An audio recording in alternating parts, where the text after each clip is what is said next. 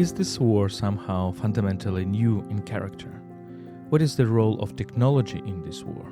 How can Ukraine protect its cities from Russian missiles and bombs? And why does the West need to do things much faster than it is now? You're listening to the Explain Ukraine podcast.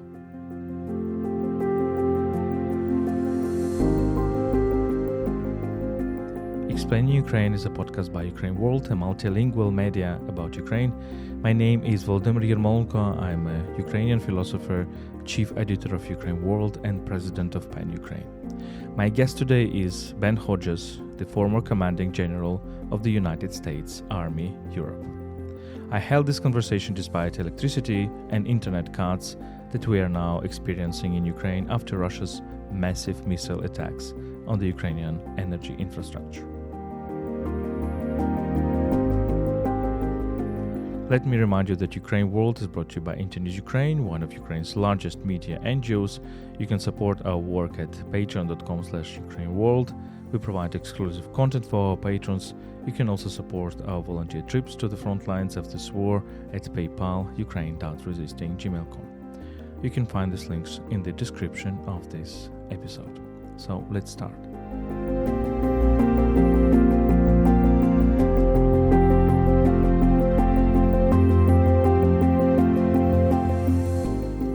Ben Hodges, welcome to this podcast. Thank you. I'm very happy to be here. I'm very happy to have you on this podcast, and let's talk about this war. Obviously, about the military and geopolitical elements of this. When you look at this war, at the Russian invasion of Ukraine, and you compare it to other wars that you have seen, in which sense this war is similar to other wars, and in which sense it is different? Well, in terms of difference, it's the scale of the violence. It's the scale of uh, use of weapons against civilian targets. It's the scale of naval conflict and the scale of logistics. I mean, it's so big in so many different ways, bigger than anything I ever experienced in Iraq or Afghanistan or even back in the 90s with the NATO implementation force in Bosnia. Um, in terms of similarities, there's clearly a bad guy here. It's Russia, and there's a good guy. It's Ukraine. And of course, Ukraine is the face of the West, of democratic values, and people wanting to be able to live their own lives, make their own choices, respect for sovereignty, respect for international law. So that was my experience in other conflicts as well, but it's probably more clear now than in any other conflict I've been in or seen that there's a good guy and a bad guy. Many people say that the war has a different nature because of the use of new technologies and, in particular, drones. So many people are saying that this is really leading us to a new direction of the war in the 21st century. And in a sense, all previous, attitudes of the war are not very often are not usable here. For example, a typical Second World War style of fighting with lots of tanks is probably not that much used here in this war because tanks are very easy target for drones, which cost much cheaper. Do you agree with this? No, I do not agree with that. What There's a difference between the nature of war and the character of war. The nature of war, as we know from Clausewitz, is unchanging. That no matter what happens in terms of um, technologies, that sort of thing, there is still a constant nature of war that is about friction. It's about uncertainty. It's about violence. It's about, opposing sides, each trying to destroy or defeat the other. And so that, in my view, and I will say in the view of Clausewitz, and that that is unchanging. What is changing is the character of war. what does it look like? I mean, how are people fighting? What are they using? And this is different. Um, you think about the use of drones, the use of longer range precision weapons, the use of electronic warfare to jam some of our targeting and communicating capabilities. Um, that's changing, but I would say that we want to be careful not to draw the wrong lessons from what we're seeing.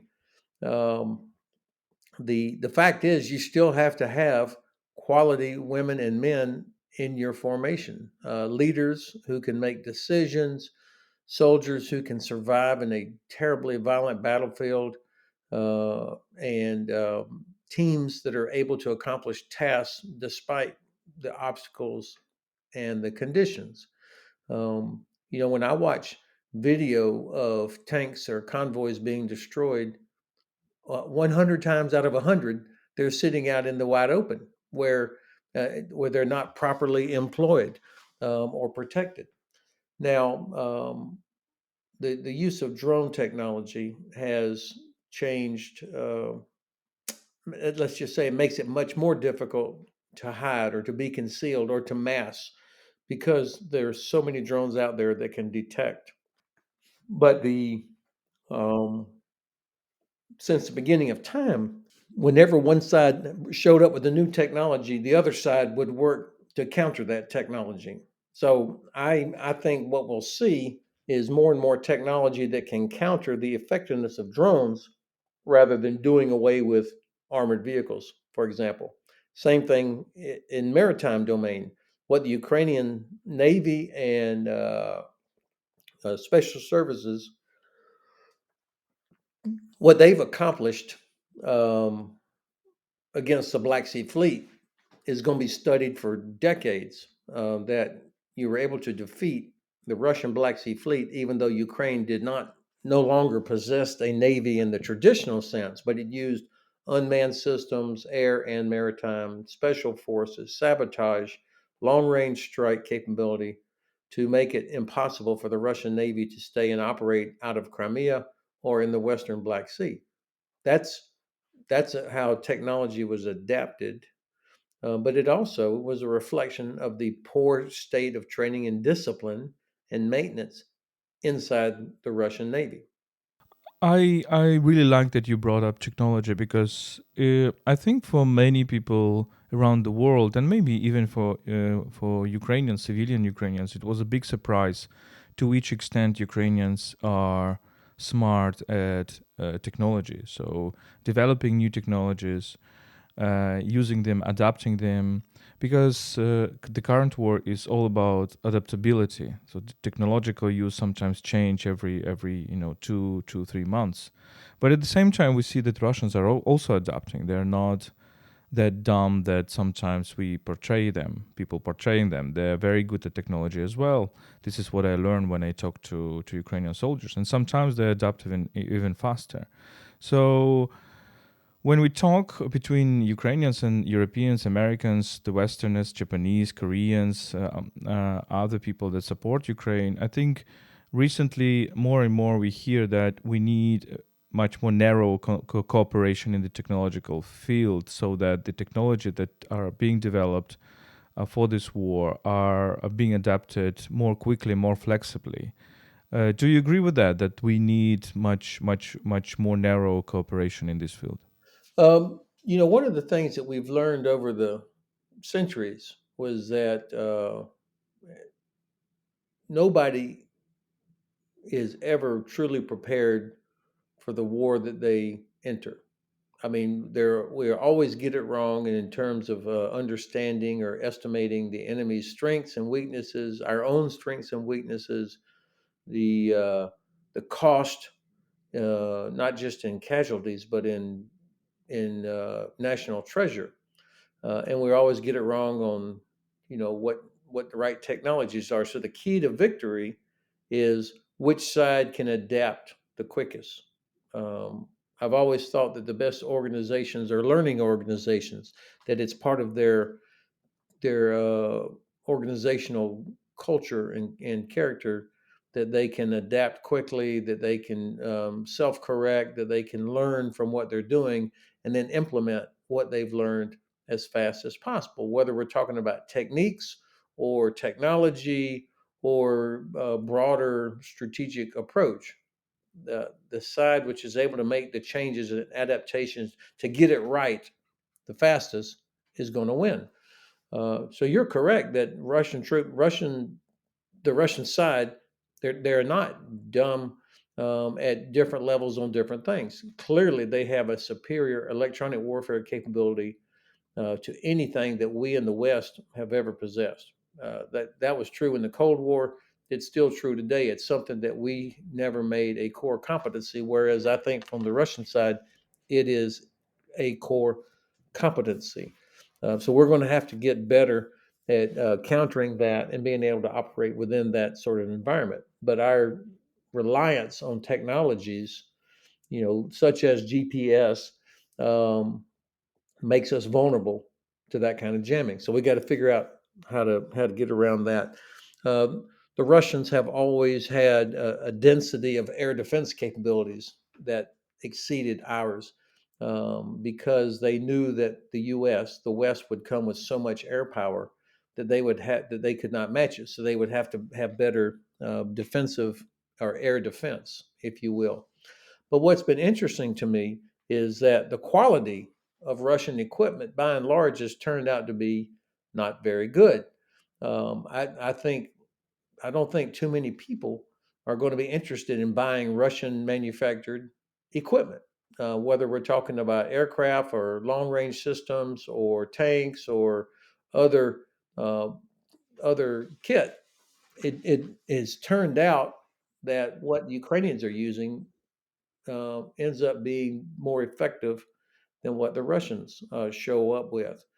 Um, Now, one of the areas that we could certainly, that when I say we, I'm talking about the United States now and other NATO allies, is how do we get as fast, how do we move as fast as Ukrainians do on integrating or implementing new technologies? I've never seen soldiers from any country, including my own, that were faster than Ukrainians at using or adapting new technology. Um, the uh, Part of this is the innovation talents of your soldiers, but part of it also is the system.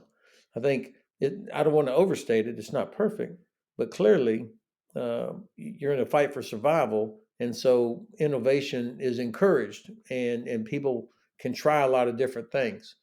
Whereas uh, in a traditional sense, in normal times, you've got a lot of procedural requirements and restrictions based on law and use of public funds and congressional oversight, et cetera, and our bureaucracies that do not promote or encourage such rapid integration. I think there's probably some things we could be learning here from Ukraine.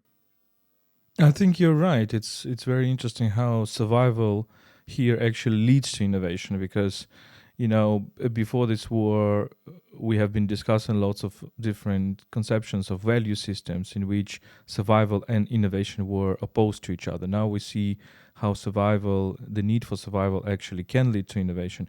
And that brings me to follow up on the technological side of it. Um, there is a big question of the kind of a technological race, not only technological arms race, but obviously the war stimulates the growth of technology. And here we see, I would say, quite delayed response from the West, not that intense. At the same time, we see China, which is playing a double role, because obviously it helps Russia a lot. But when you talk to Ukrainian like producers of drones, many small factories, sometimes in the apartments, in private apartments, sometimes in the garages. So they obviously use the Chinese components, which are imported to Ukraine in different ways. Is China benefiting from this war the most? I think that the Chinese are watching closely to see what they can learn from Russia and Ukraine, but they also are watching closely to see um, how serious uh, is the United States, how serious are we and our allies at defending those strategic interests that we say are so important: sovereignty, freedom of navigation, respect for international law, respect for human rights. Um, you know, the if the Chinese see that we are not willing to do everything necessary to protect those interests that are under attack by Russia, and doing it in the continent of Europe, if we're not willing or able to get to muster the necessary political will and industrial capacity and military capability to help Ukraine win, then I think the Chinese will begin to think perhaps we're not able or willing to do what's necessary in the Indo-Pacific region as they look at Taiwan or the Philippines or the South China Sea, for example. Um, so, a very important part of what we should be doing in helping Ukraine is about deterring China from making a terrible miscalculation that leads to a conflict in the Indo Pacific region. The Chinese certainly will continue to extort gas and oil from Russia. Russia is so dependent on China now for industrial support. And so the Chinese are going to use this to maximum opportunity to get the lowest possible price for gas and oil coming out of Russia. Um, and I think the Russians don't have any other choice but to give in to that sort of extortion. So the Chinese certainly are benefiting here. Um, Technology wise, I think they probably are paying close attention to how vulnerable Russian Black Sea Fleet ships are to Ukrainian drones and anti ship missiles as they contemplate if they ever had to attack, if they ever made the decision to attack Taiwan, for example. How vulnerable would they be? So I think there's probably a lot of that going on.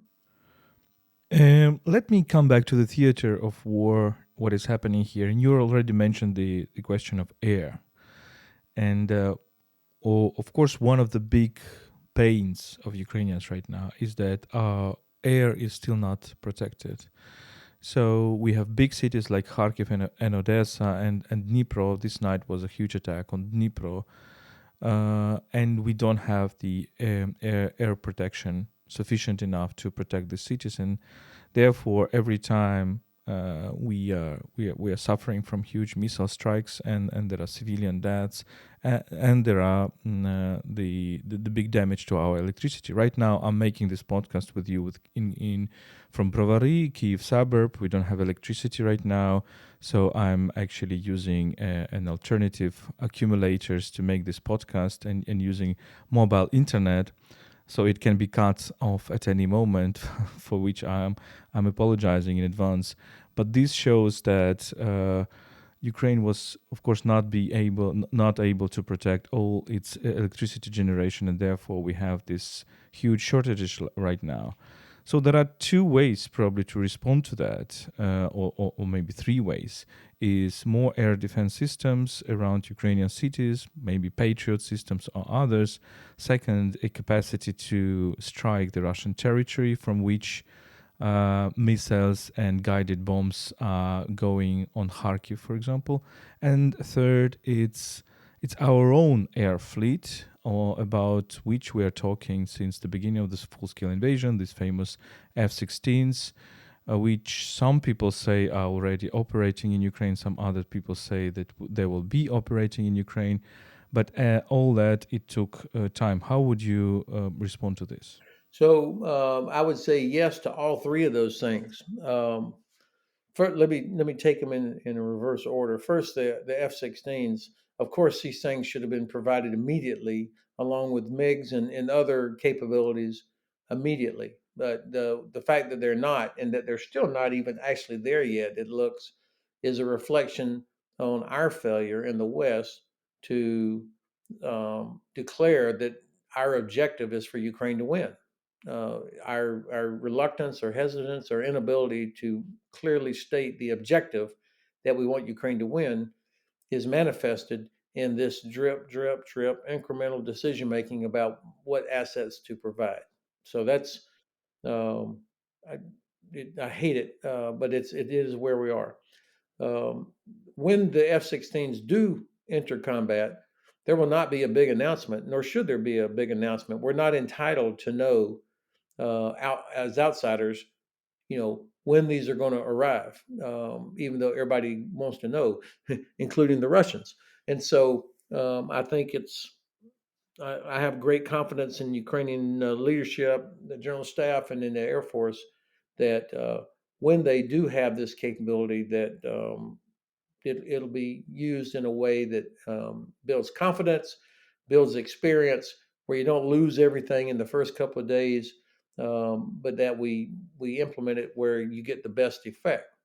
And aircraft, the Air Force, is an important part of air defense. That's in the West. We call it integrated air and missile defense.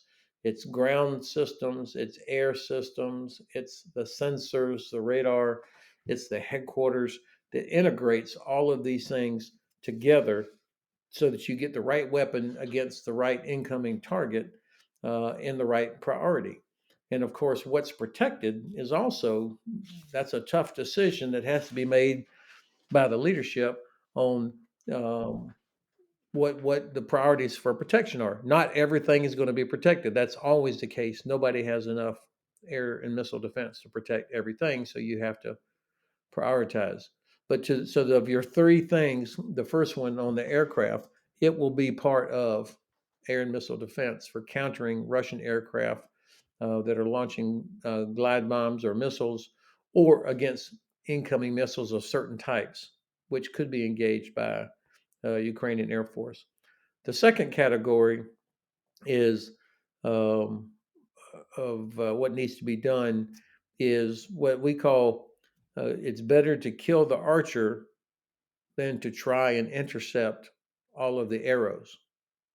In other words, um, helping Ukraine destroy the airfields and anywhere from which Russian Air Force or drones or missiles are being launched, to kill them there versus trying to knock them down in the sky over Ukraine. Now, obviously, a lot of these drones, Shahed drones, for example, are launched from fields from different places, not classic airfields. So we won't be able to get all of them, but certainly we should be able to provide Ukraine with the ability to hit every airfield and every known launching place, uh, whether it's with ATACMS or Storm Shadow or drones or whatever other system.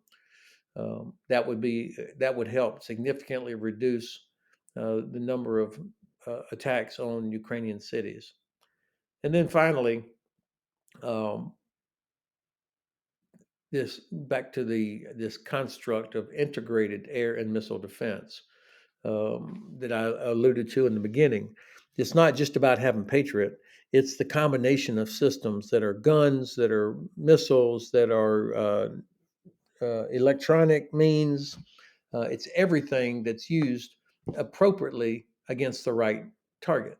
Um, you don't want to waste a Patriot on something other than what only a Patriot can kill. Um, and I think getting the headquarters arrangements correct, being able to identify and prioritize, protect your radar. These are all part of having effective air and missile defense. This is the biggest vulnerability in the West. I have always been worried that we did not have enough air and missile defense. And as I look at the volume of what Ukraine has to deal with almost every day, we could not do that in the West right now. So I'm hoping that we are paying close attention to what Ukraine is doing so that we could protect cities in Poland and Lithuania, for example, or elsewhere in Western Europe. At the same time, when we look at Russia, Russia has a huge territory, and this is its strength, but it is also its weakness. So we see that it is absolutely not protected, and therefore, probably one of the reasons why Ukrainians are hitting targets inside Russia with Ukrainian weapons so easily. So we have everyday reports that a Ukrainian drone flew 1,000 kilometers inside the Russian territory and hit a target and military airport or a refinery or whatever. So and this kind of leads me to another question. We are getting closer and closer to the situation when Ukraine will be allowed to use Western weapons to hit the Russian territory. We have seen the statements from France, even from Germany, which is always reluctant. There was recent statement by Chancellor Scholz. So I have this impression that we're leading, and when State Secretary Blinken came to Kiev, he was always also kind of saying that it seems that in his opinion it would be right decision, but we understand that there is a still discussion in the Biden's administration about this. But my impression that we are leading, we are going to this, and finally this will happen. And of course, Russians will say, okay, but we are now bombarded with Western weapons, and therefore we are making the war against the West. So all this cautiousness, which was at the beginning of the war, like let's not escalate from the Western side, this was initially a mistake, and Ukrainians were saying that this is a mistake, and gradually we go into this to the situation when the Russia and the West, NATO are getting closer and closer and closer to a conflict.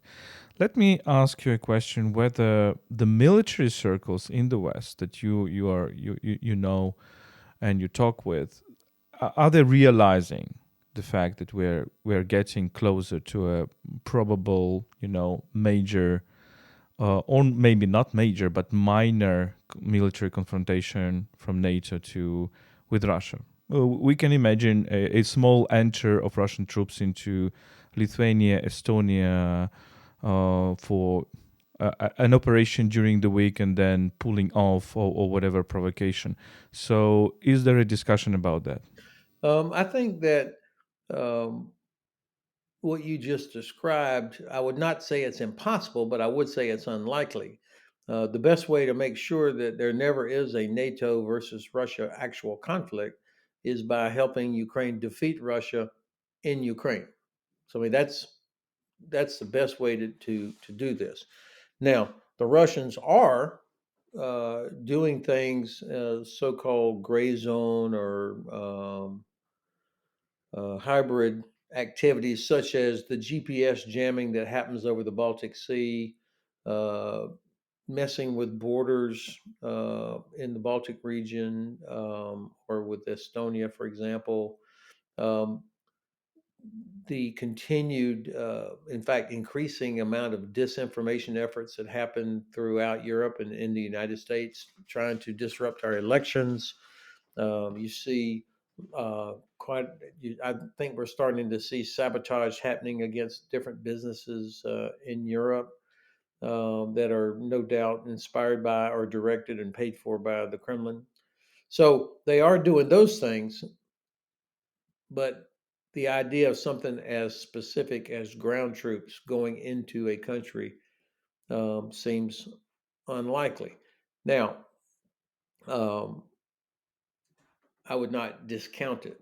And the exercises that we do and the preparations that nations are making will be an important part of deterring such a bad decision by the Kremlin. Um, I think that we should not hesitate to provide Ukraine what it needs to defend itself and to defeat Russia, and that includes giving them the ability to hit targets inside Russia. I think that the Kremlin has been threatening the use of nuclear weapons for a very long time, and I think I can't you can't discount it because they do have thousands of nuclear warheads, and they clearly do not care how many innocent people they may kill, including their own. But when I try to think about what benefit would they get from using a nuclear weapon, I cannot think of any benefit. Uh, the biggest benefit for them comes from when they don't actually use them. I mean, they have threatened nuclear weapons every step of the way since javelins were provided, and uh, and now Ukraine has hit ballistic missile radar. You've hit targets throughout Russia, and no response, no nuclear response, because I don't think they're going to do it. My president should double down every time they threaten something. We should remind them, hey, okay, we have thousands of nuclear weapons too. You do not want to start something there. And if you do use a nuclear weapon, Russia of any type, you will suffer catastrophic consequences. And I think it's helpful that the Chinese have also said that they do not want Russia using a nuclear weapon. And I don't think Russia wants to do something that would cost them the support of China. In this situation of nuclear blackmail, there is a theory of French philosopher Raymond Aron back during the Cold War era, when he was saying that during nuclear era there is one stable peace model, and this is a peace by fear, when everybody is afraid of the nuclear war. And he was writing this in 1962 during the Caribbean crisis, and at that time Khrushchev and Kennedy were clear enough to not to launch this war because they had fear about the nuclear war. Now Russia is blackmailing everybody that it can start nuclear strikes, but the West and other people, other countries of the world do not respond to this in this way. It seems that the West has fear about Russia's nuclear strikes, while it is not saying what you have just said, that we have also a huge nuclear capacity, so we can strike you too, and you should be you should have fear too. You should be scared too. What do you think about this? Yeah, the U.S. response will not necessarily be a nuclear response. In fact, I would think it's even unlikely that whatever the president would decide to do. Let's just say, as an example, that that Russia decided to employ a tactical nuclear weapon somewhere on the sovereign territory of Ukraine, or maybe even in the Black Sea. Now, the U.S. response might be something that destroys what's left of the Black Sea fleet, or Russian forces that are somewhere in the Donbass, or any other place. Not likely that we would launch a strike directly into Russia, but something that would cause devastating consequences for Russia inside Ukraine, as an example. But the Russians, for deterrence to work, they need to believe that we would actually do that, and demonstrate the capability that we can, in fact, do that. If we don't, if the Russians feel confident that they could use a nuclear weapon somewhere and that there would not be physical consequences, then I think the risk of them doing it goes up.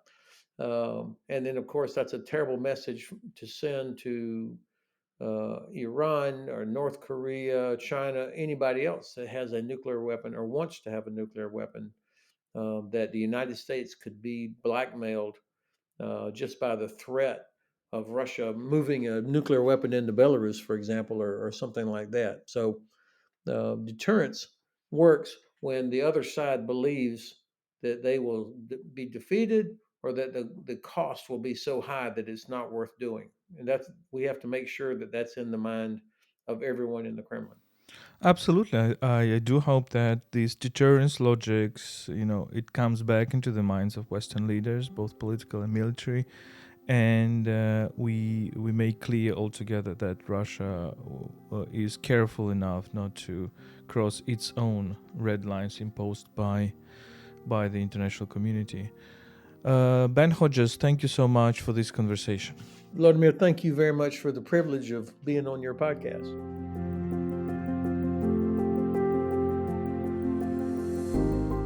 This was a podcast explaining Ukraine by UkraineWorld, a multilingual website about Ukraine. My name is Volodymyr Yermolenko. I am a Ukrainian philosopher, Chief Editor of UkraineWorld and President of PEN Ukraine. My guest today was Ben Hodges, a former Commanding General of the United States Army Europe. Let me remind you that you can support our work at patreon.com/UkraineWorld. We provide exclusive content for our patrons. You can also support our volunteer trips to the front lines of this war at PayPal, ukraine.resisting@gmail.com. You can find these links in the description of this episode. Stay with us and stand with Ukraine.